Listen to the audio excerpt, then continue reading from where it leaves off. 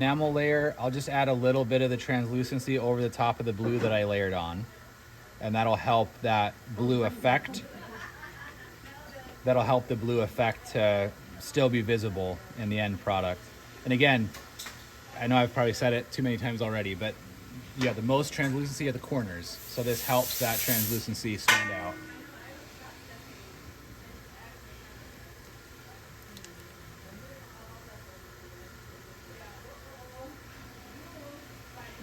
And with this porcelain in particular, I think you could get away with adding this translucency on that last fire. Probably would have worked out just fine. With Emax, the blue is so subtle that I've found if I try to add it in with the character fire, it tones it down too much and you can't even see it. How is the blue here? So it's strong. It's It's very, yeah, it's very strong. It's like that strong. Yeah. It's okay. It's a practice, so it's fine. Yeah. And I think it'll still work out okay. So I'm also just flattening that incisal edge with translucency so that we get that nice just mamelon look. Help it stand out. And then after that, we just go straight to enamel. The enamel goes all the way down to the margin. And so at this point, since you're really only working with one porcelain, you're focusing more on contour than anything else. You're not worried necessarily about the depth of your translucency or placement or anything like that. Just shape. Hope you want to get your shape. And you can take that as far as you're comfortable. I know people out there who will do almost all of their contouring in the ceramic. And then I know people who build up a giant oversized block and then just grind it. I will say, in my opinion, if you can build in some of the shape rather than grind it, it tends to look better. It looks more natural. I feel like I can always tell when somebody just builds up a giant block and then grinds it down. It has a specific look to it, look and feel.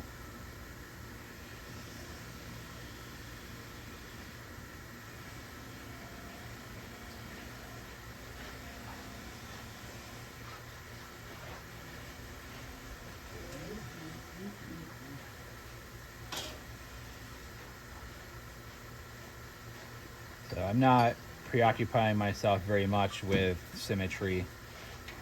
I should, but I'm not. I guess I will a little bit extra.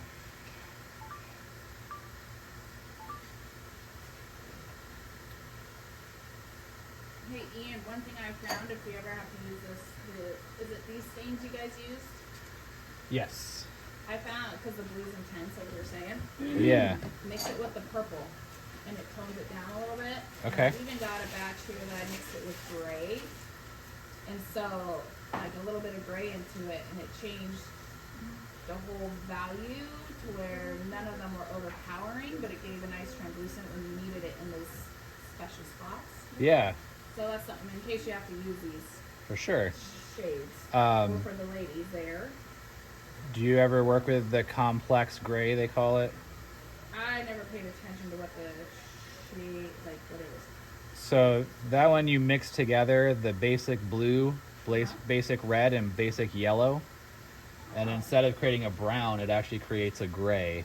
And then you can add that color to, like you're saying, your blue or whatever other color. If you just want to tone back the yellow, color, the amount of color in it. That's also good for when you're just trying to like take the value down on a crown without changing its shade, without changing the color. Yeah. Because like the gray that comes out of the bottle is almost granular. Like it's not a nice smooth gray. Yeah. So doing the complex gray, you get a nice smooth gray. A better blend. Yeah.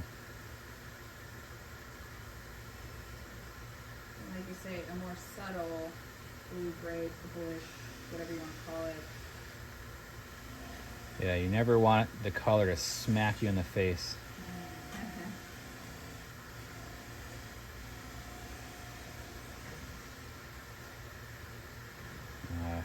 There you go. Okay. So if you want to get really fancy with things, like I said, you can start adding a lot more of your contour, your final contour and texture in your buildup. And that's coming back to what I was showing you earlier about this shape of your brush tip. So, for example, if you want to create some nice striations, some horizontal lines across your crown, which would be your imbrication lines, you fan out your brush and then just lightly drag it across.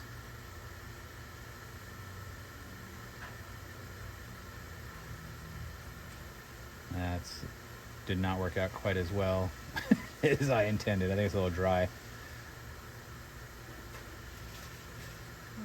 But you can start getting some horizontal texture on there.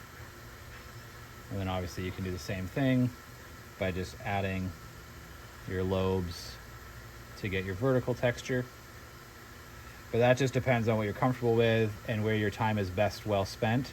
So if you're struggling to do your layering, your building, but you feel really comfortable grinding, then maybe take a little bit of time, push yourself a little bit to do more with your buildup, but spend more time with grinding because that's what you're already proficient and good at, you know?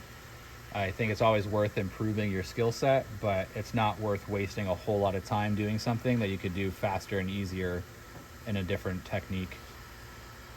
So it's all about finding your own personal balance with each of those things.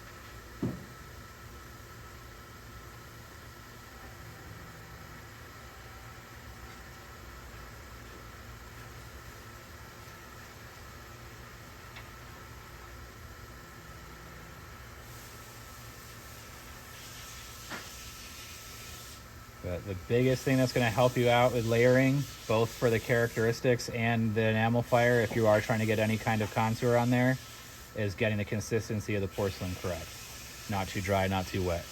That's paramount. So now that's a little bit more wet. There we go.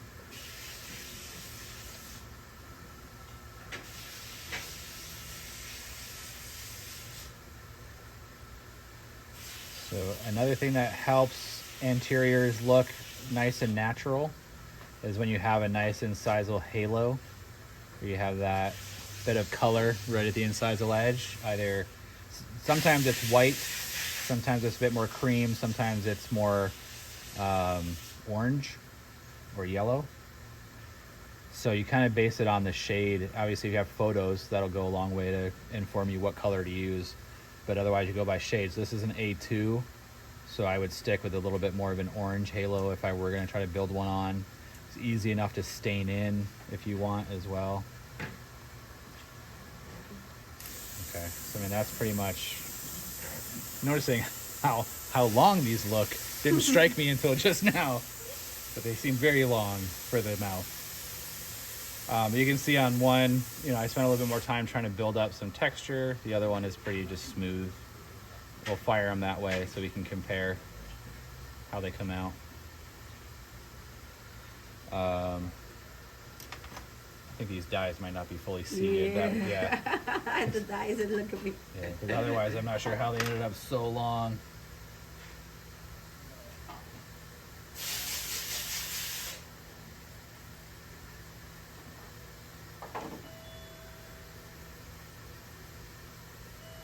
So I'll finalize them on the dies individually, but don't mess around with them too much off the model because you'll end up overbuilding contacts or changing the incisal edge. You'll end up with a cant on your incisal edge or things like that you don't want if you work on it a lot off the model.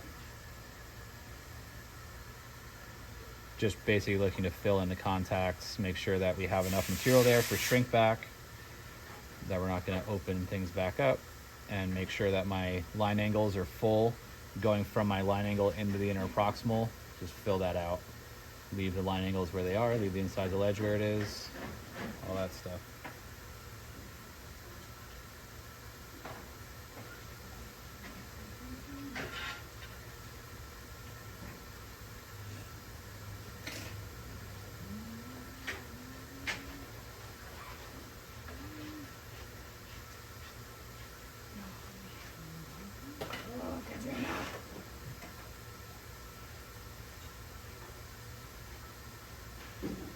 I do add on the mesial incisal corners of all incisors, so 7 through 10. I add a little bit of extra interproximally to that corner because that corner is the one that loves to roll back. So adding that little material when it rolls back usually puts it closer to where you want it to be in the end. Oh my gosh. Just grab How I the... get it is just that since I have, oh shit, I gotta leave in like 2 minutes. I figured I'll probably just grab one on the go. So I just manhandled this one, unfortunately. Forgot it was on the napkin and just grabbed it. But the incisal edge is in zirconia, so I know Alright, it's fine. He's like, take 2. We have a ton of them. we can probably just build it back up to that and be okay. Back me up.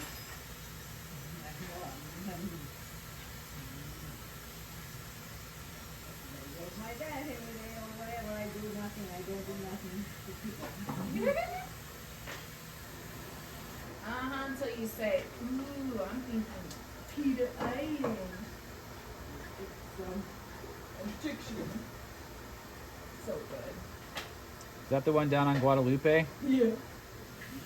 I've decided that place is better than, we have it called Great Palace by my house. And lately I haven't been that impressed with them, so I've decided, Katrina, I'm just gonna wait for my pitas on the days that we decide to go get them here. Oh my God, this is the, Monica brought from the other place, they were from that place. I know, I was shocked. I just was like, oh, I was craving This it. is the best, I believe I fixed it. We will find out. that I ever had in Arizona. I used to go with like Danny and all of them, like when we would all go to lunch. And Danny's the one that showed me the chicken And then, or honestly, a stone wheel. I will often end up using something more needlepoint. And then, I don't think they have a rubber wheel like what I use, but I have a rubber wheel that I use on most cases as well. Well, those are for like finishing touches. Oh, red foil. Does anyone have red foil? Sorry. I feel like I'm bothering you for everything.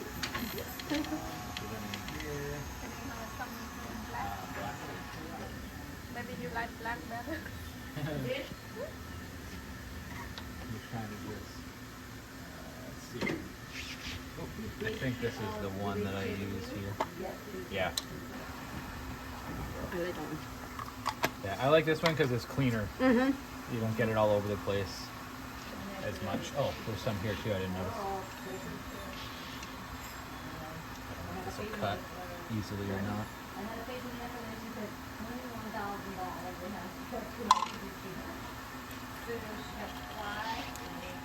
So just in an effort to keep things clean, I always cut it, use a smaller piece. I never use the whole piece at once.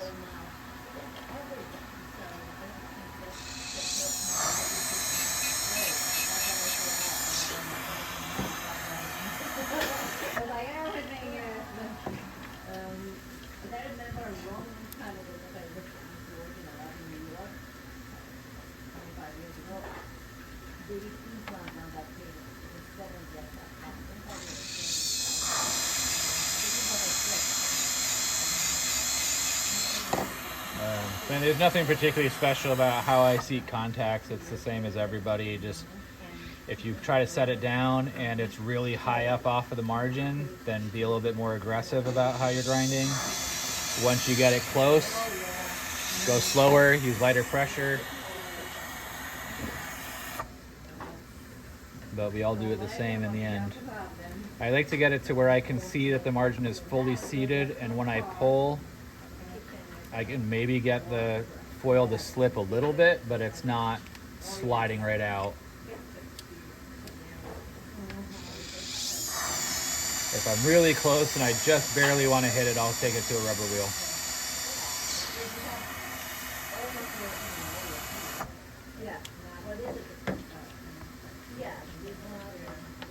Rinse and repeat. Same on the other side, same in between. So that one's actually maybe already a little loose. So when we go to glaze, we'll add a little bit of extra glaze to that side. Okay, so you're gonna hold it, just take it nice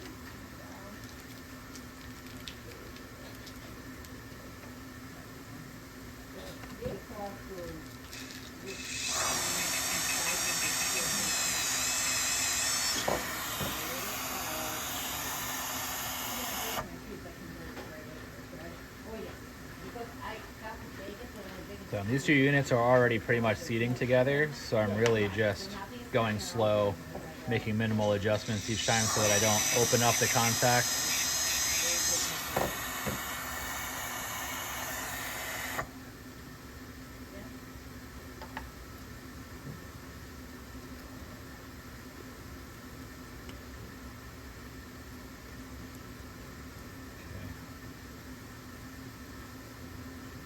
So I don't know if you want to take a look at the buildup before I start grinding on it at all.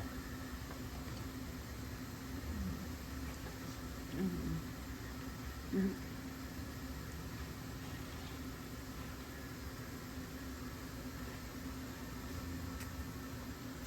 don't know, it's better probably not have a finger behind it. Good? Okay. So once I'm done with contacts, I pretty quickly will go over to the 842R. If I do anything with the stone, if I notice like, okay, one of them is out a little bit more facially than the other, then I'll use a stone to just hack that down real quick. But generally speaking, you shouldn't be doing a lot of contouring on the layered ceramic with a stone. Just maybe to flatten it, maybe if you see something that you just really don't like how it turned out and you want to make a really fast, quick adjustment. The other thing I actually didn't think to double check was this one I built in some contour and this one I didn't. I do feel like you can kind of see it on there, but it got washed out a little bit, which means that the firing temperature of this oven is maybe just a little bit high. So we could adjust that down a little bit, or I could use the second bake program, which is lower as well. But you want to see if you did put any texture in there, you still want to be able to see whatever texture was there. Now, the only thing I'm really nervous about is I know this high spot from the prep is right there. There's really not much room to contour over the top of that. But my brain is seeing that and wants me to just flatten it. So I'm fighting that urge. So we'll move over from the stone to the 842R diamond. I mean, our incisal edges are nice and even. I don't feel like we have any adjustments to make there. Our facial position is probably as far in as we can get it. I would like it to be in a little bit more, but we know we don't have room. The overall contour is pretty close to what I want, so I'm going to make some minor adjustments to contour, but primarily going to be adding texture at this point. When you're adding texture, again, you want even your texture to be symmetrical. So I do most of my texturing on the model with both crowns seated together.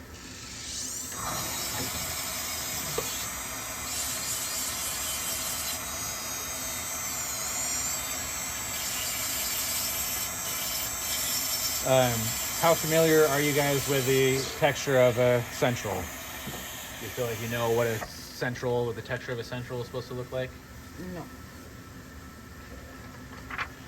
So as a central is growing, it has 3 lobes that develop and then grow into the tooth. So that causes a lot of different textural elements. That's the mamelons, that's mimicking those 3 lobes, right, that grow.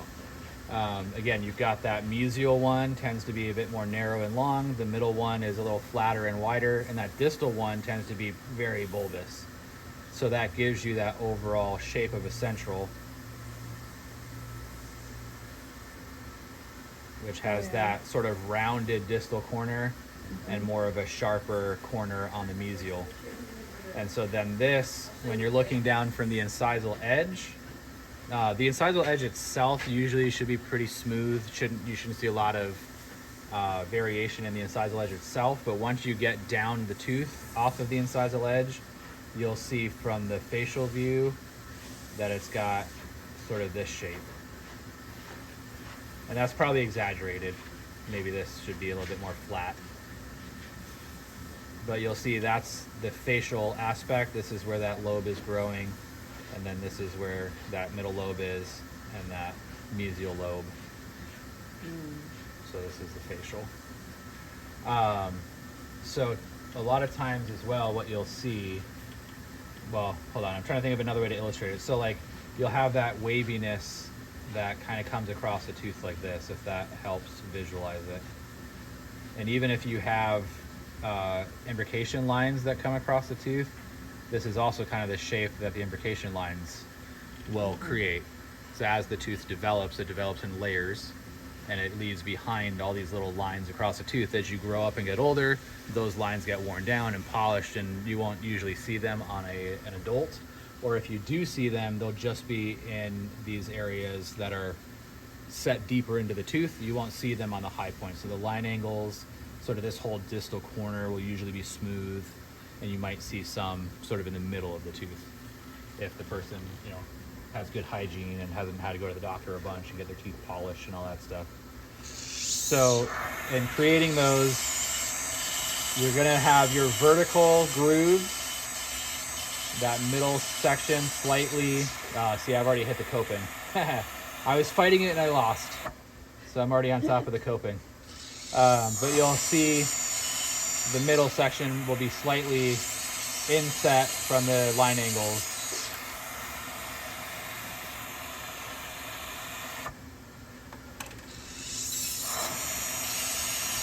And then the other big thing that I think most people miss when they're contouring anterior teeth in particular is when you get down to the gingival third and you're going into the interproximal contacts, it'll round off.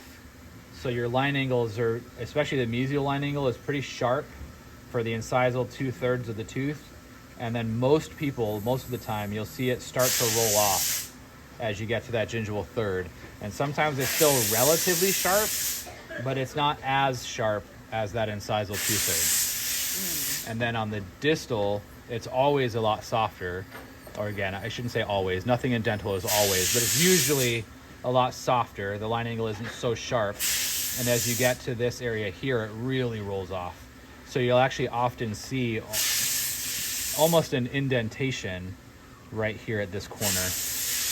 And that's part of what gives it that tapered shape at the gum line. It's not actually necessarily that the tooth is really truly tapered, because you still have your contact area, which is straight, right? But the actual facial aspect in between the line angles and the height of contour at the gingival and the incisal edge, you can kind of think of that frame. That frame is tapered. And then, everything rounds off and then expands back into the contact areas.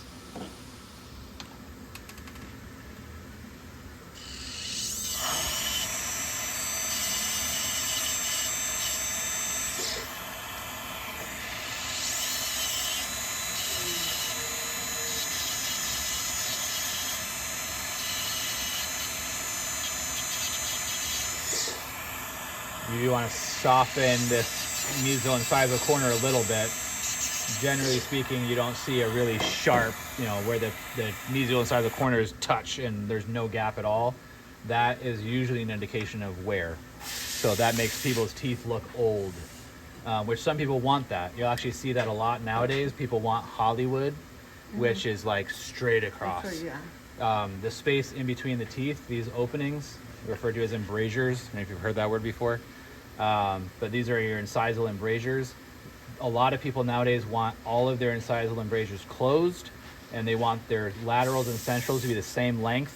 Some people even want their canines to be flat and to be the same length as the laterals and centrals. So you just have this really distinct flat line from canine to canine, no open incisal embrasures of any kind. That's old. That's because your teeth are worn. If your teeth are like that naturally, you've worn them down. So in my mind, it always seems crazy that people are thinking, oh, they want these bright, youthful Hollywood smiles, But in my mind, all I see is old. It looks old. Oh. It looks worn down. Which to most people, obviously, I understand that that's not what they see. They see bright white, they see nice, big, flat teeth, and they think, you know, how pretty.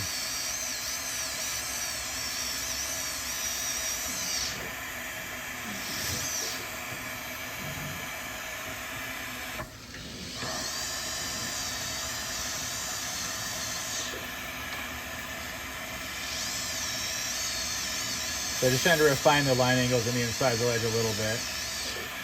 Just the inconsistency as a build-up. All right, because I feel like on number 9 we're hamstrung by that thin spot. I can't even really put texture on that. So I'm gonna put a little bit where I can, but we'll focus more on 8 on where I would put texture and how to make it look as nice as I can. But you'll have your 2 developmental grooves, mesial and distal.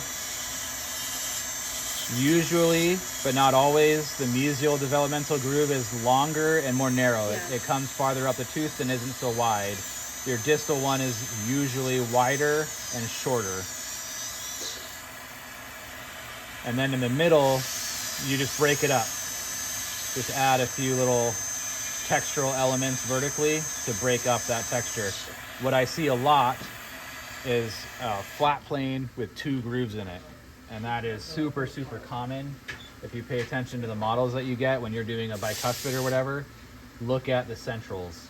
And you'll see tons and tons of models where technicians came in and they created a flat plane and then it just went, you know, zap, zap, and done. Move on. Which is fine. Again, in the mouth, a lot of times you won't even notice that, or it looks okay.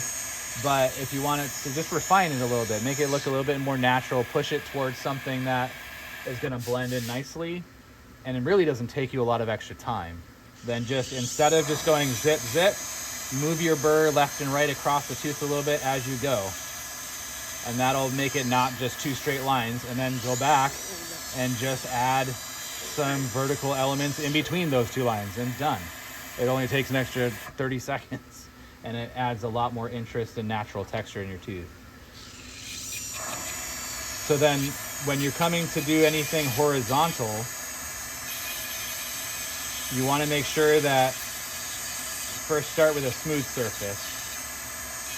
And then anything that you're adding typically will have a rounded shape going down towards the incisal edge. So all of the shapes will be like a little rainbow going up the tooth. And they flatten out as you get to the incisal. So they're more rounded here. By the time you get up here, they'll be almost straight. They also, if you're going to go in there and try to create them with a burr, you want to only hit the tooth while traveling in one direction, because you do not want to create a zigzag up the tooth. Oh, okay. They should be as parallel as you can manage. Now, because, as I said earlier, typically you don't see those imbrication lines across the entire tooth all the way up the tooth in patients that are older than, you know, their teens. I won't typically do that all the way up the tooth. But what I will do is go back into these concavities, the developmental grooves, and just add some lines in there.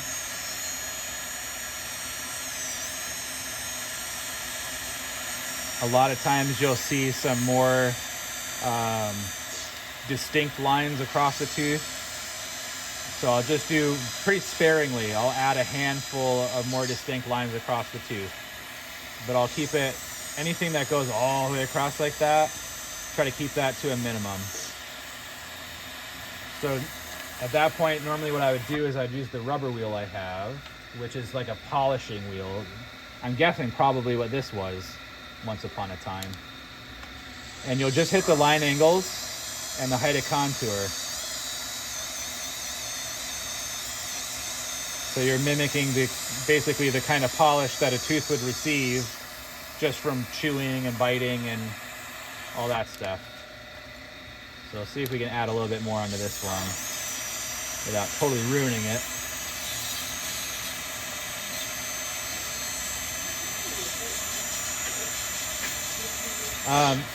So switching burrs up as well to create lines of varying thicknesses is also helpful.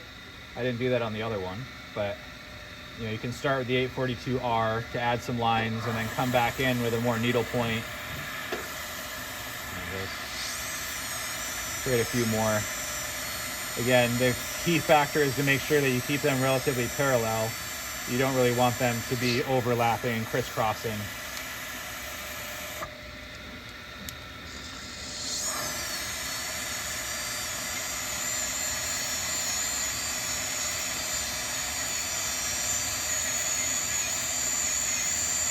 Try to really round off that distal incisal corner a little bit more.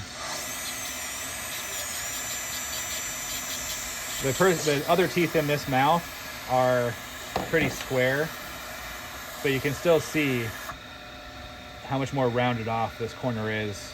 This corner is chipped, but if it wasn't chipped, if you see over here, it's much more square. This is more rounded off. This is worn, which made it a little bit more square than this side.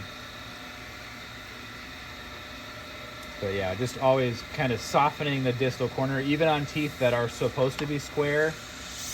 You can soften that corner, leave it sharp here, but looking at it up from like the facial, you should see it's kind of softer, even if it's got a corner still there.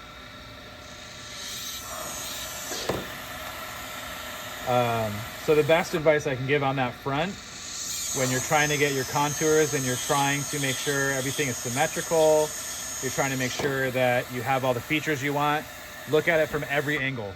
So check it from, you know, looking from the distal of one tooth, make sure your teeth are lined up. Check it looking from the distal of the other, make sure your teeth are lined up. Looking up from the gingival, make sure your incisal edges are lined up. Your line angles are in the same place.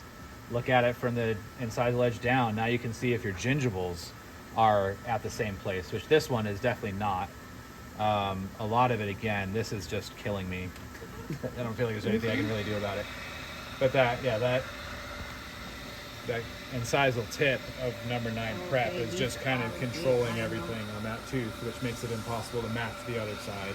Or if it doesn't make it impossible for me to match the other side, really what I would have to do is take this as far as I could and then match this to that, because this is the limiting factor.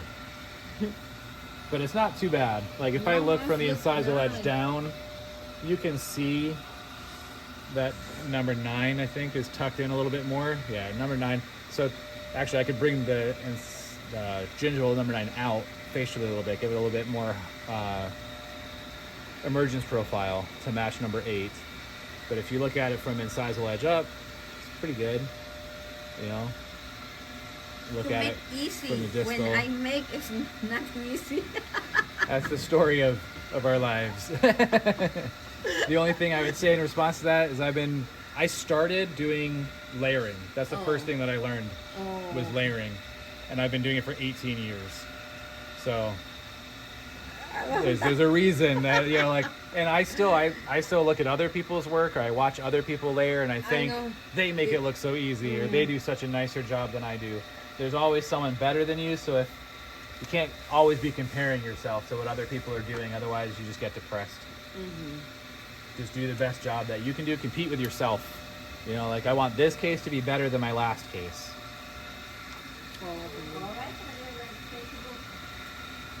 So I noticed a little sharpness right on the line angle here. It's a little too sharp, so I'm just going to take that off.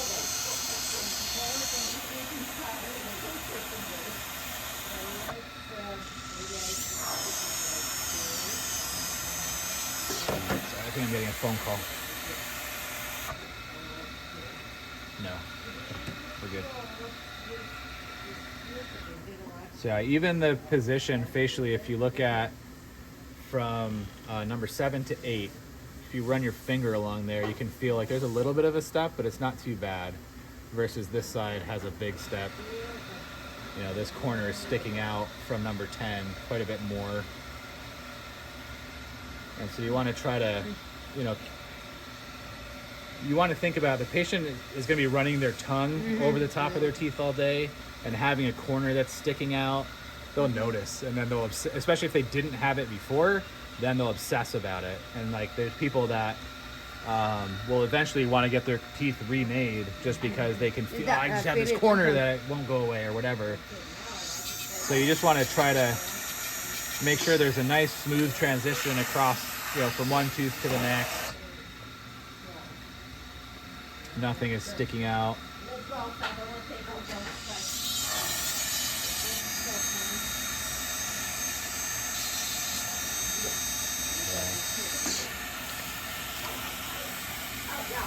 Okay, so now we'll take it to glaze. Polish that back up. So, just like when you're building, you can add some texture in the build-up. And then obviously when you're grinding, you're specifically trying to add texture here, so. Wait, show you I need? It's okay, I don't really need it. It's 8-2, no? Yeah. So, in order to be able to do some texturing in the glaze, I recommend having a thicker glaze and a thinner glaze. So you want to have a glaze that's mixed up with very little glazing liquid and gives you this really like gel consistency, pretty gloopy. Mm-hmm. And then you'll want to have some that's mixed up with a lot more glaze liquid. That's going to be almost liquid. Be like milk or cream. Just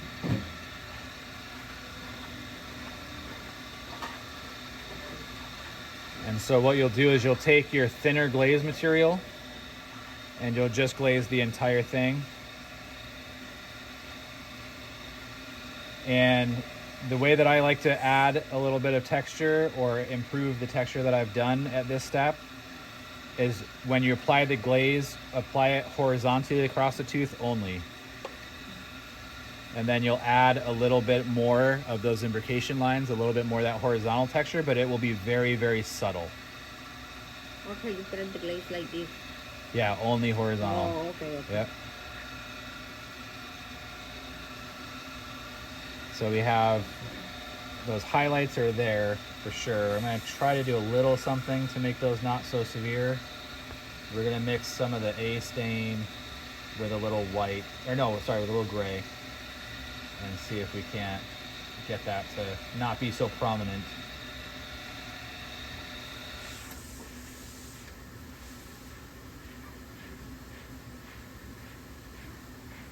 So it does get tricky if you have to add a lot of color in the glaze.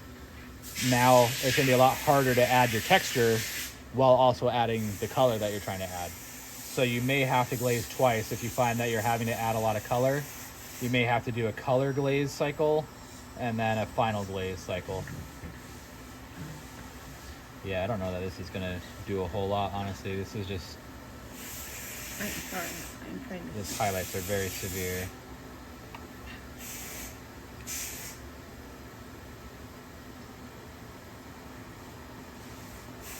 So that one actually went away relatively easily, but this one is really, it's just there, man.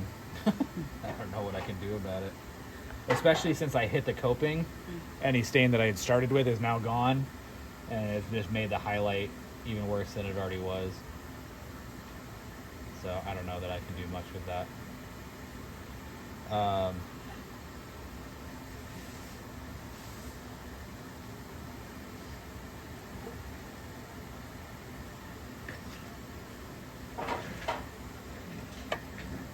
Okay, so then you're going to take your thicker glaze and you're going to add that to the line angles to make sure that they have that nice high polish texture. And you just have to be careful that you make sure it's blended to the tooth so that you don't create a bulge. You don't want to see like a line of glaze sticking up off of the tooth. But you can actually adapt the contour a little bit if you feel like, oh, I want this line angle to be a little bit moved over or a little sharper. You can control this thicker glaze to put, to bring that line angle over a little bit if you need to or want to or whatever. You can also even fill in slight cracks or cavities, or as long as it's not too deep, if you use a thicker glaze, you can fill things in, fill some imperfections in a little bit here and there.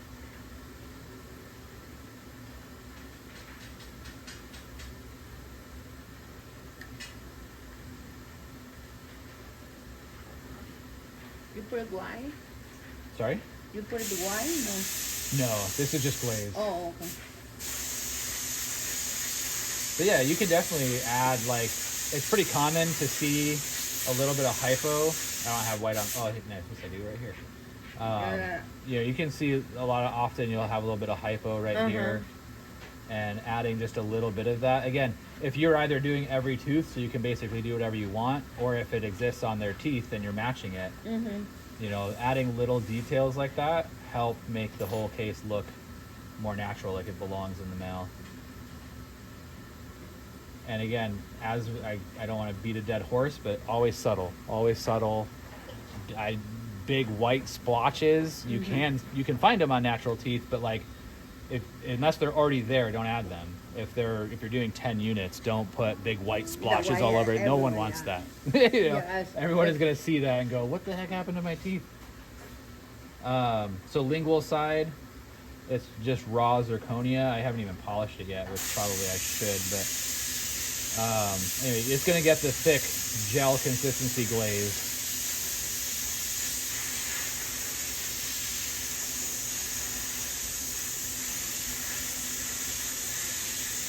You want that to just be nice and shiny and polished when you're done.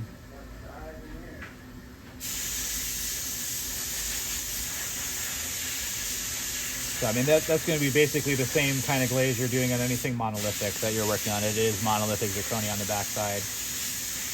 And then last but not least, I will add, let's do just a little bit of white with the A stain for the halo. We'll create, come on.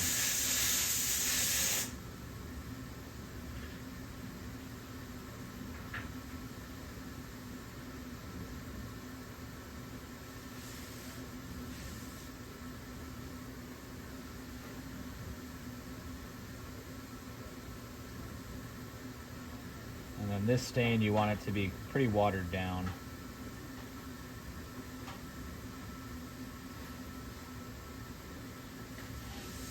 And you're going to take just a little bit of it at a time, and you're actually going to just put it on the end of your brush and wipe it off on the facial, like on the incisal of your tooth.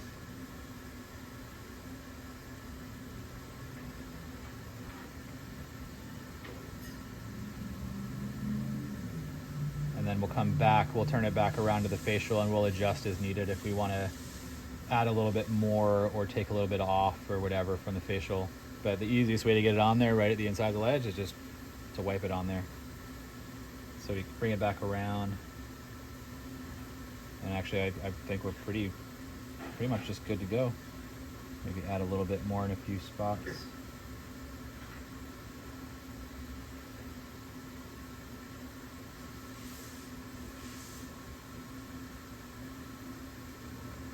You can add, again, if just for like points of interest or little bits of interest, you can add just like a couple of streaks of it down the tooth.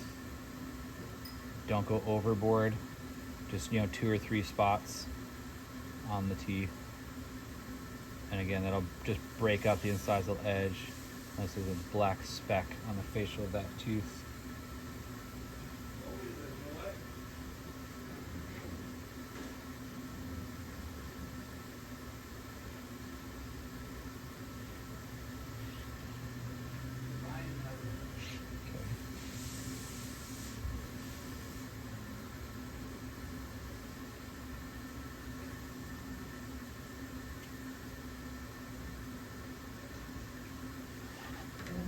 Too heavy on that one.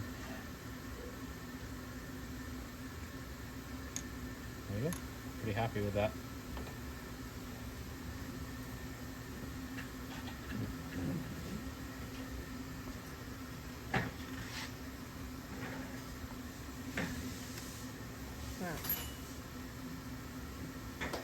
Yeah, there's a lot of details that we could spend a lot more time on, and like I said, almost get obsessive over, but that's not your job here. So generally speaking, when you're layering zirconia, I would say 5 ceramics is probably around